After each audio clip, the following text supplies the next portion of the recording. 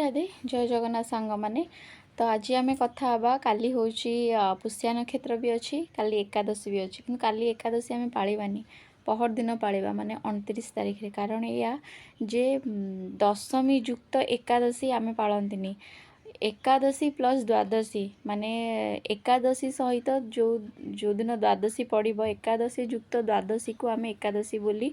पाळंती तो सही हिसाब रे सही फॉर्मूला हिसाब रे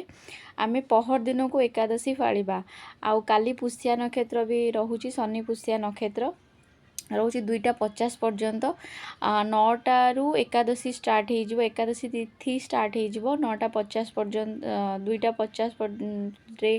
पुष्या नक्षत्र सर तो यारी भितर आपण जानी पूर्वर मो वीडियो देखुवे जे पुष्या नक्षत्र आप जहाँ भी करेंगे सब भल घर को नुआ राशन आणतु कौन जिनस किणतु किसी भी करूँ आप सब भल हम काली मैनिफेस्ट निहाती भाव में करेंगे आपंकर जहाँ भी विश अच्छी लिखे